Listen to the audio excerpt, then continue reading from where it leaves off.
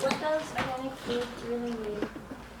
Many people think that the word organic means earth-friendly. It does, but it also refers to the process of how food is produced. For food to be organic, it has to be free from unnatural food additions.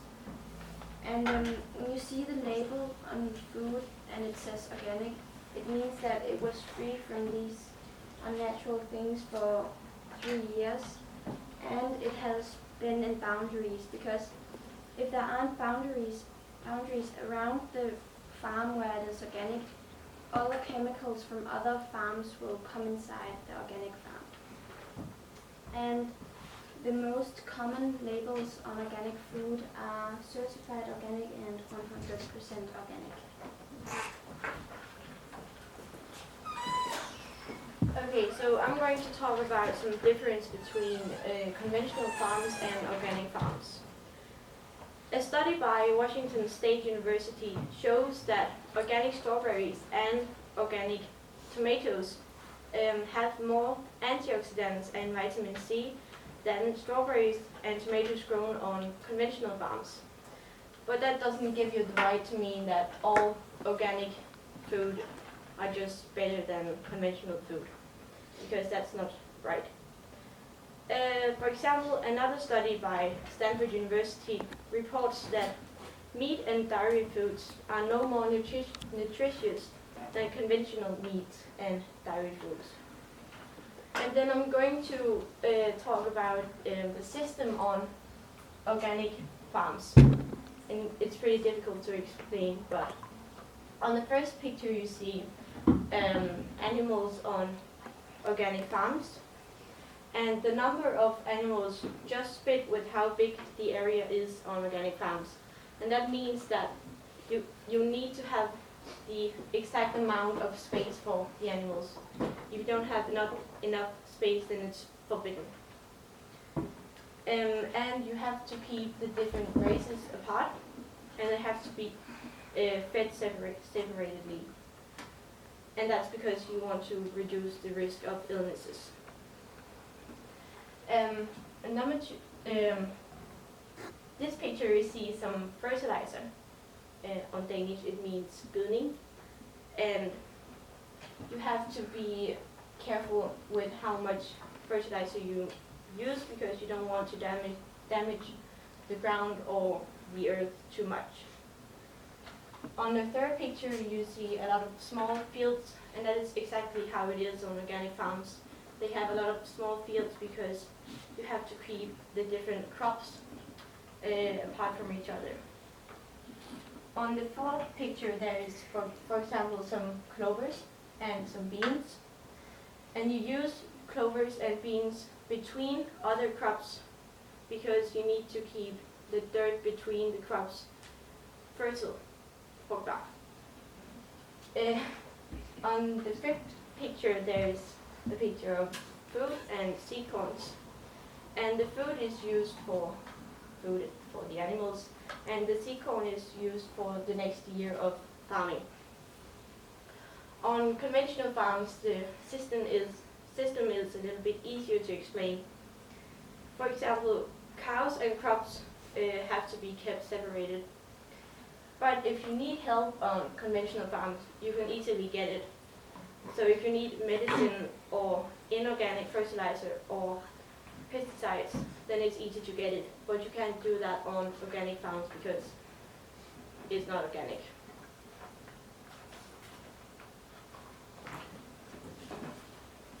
Organic product shops in Denmark. In Denmark, especially in Copenhagen, we have a lot of shops that only make organic food from organic farms. The most popular ones must be Torvehallerne. Another example could be Pure Green. They also make shampoos and other lotions. And Grøn.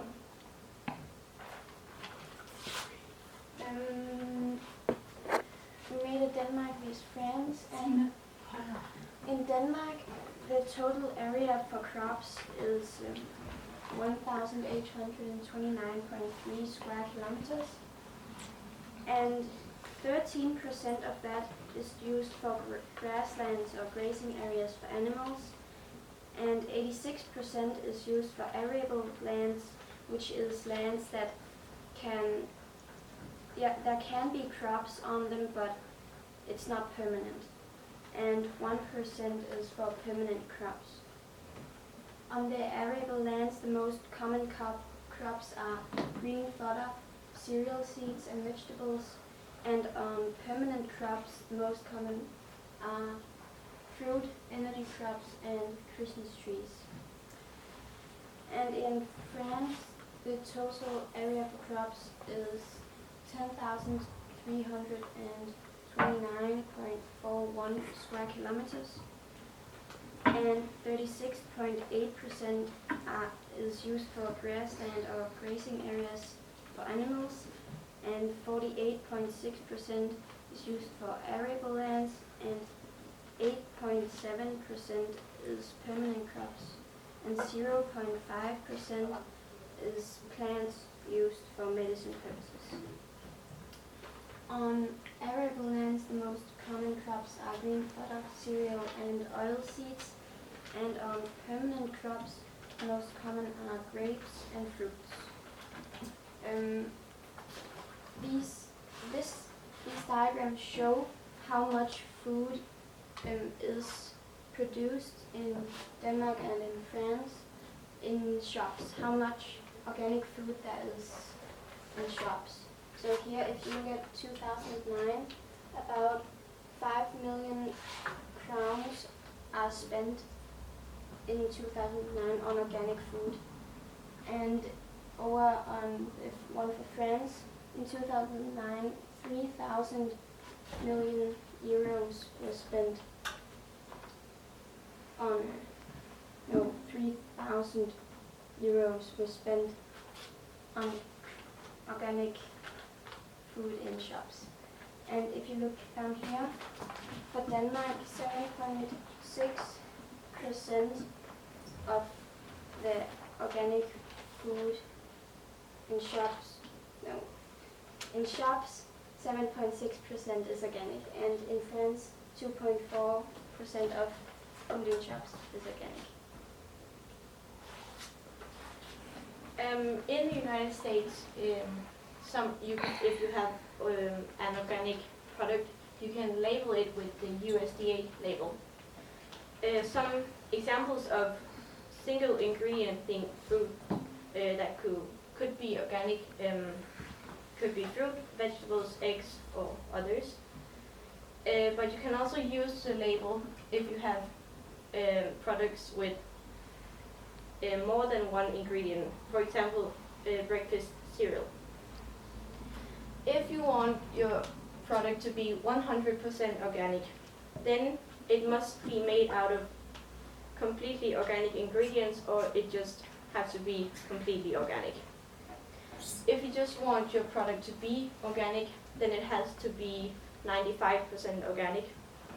And if your product is between 60 and 95% organic, then you can say on your label that your product is made with organic ingredients. But you can't use this label, but you can write it on your ingredients list. If your product is less than 60% organic, then you cannot use this label, and you cannot say that your product is organic. And that means your product has to be over 60% organic to be organic.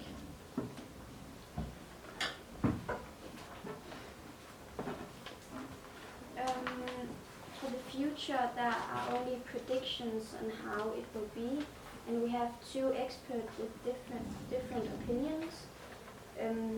Marianne Nessel thinks that there will be a two-class food system where one class eats factory-made food that is made very cheaply, and the other class will eat from home gardens, which is self-grown food. And Mark Bittman thinks that because of highly processed junk food, it will take advantage of how we grow food, and then it won't be food anymore, it will just be food-like stuff. So it won't have the right nutrition we need daily.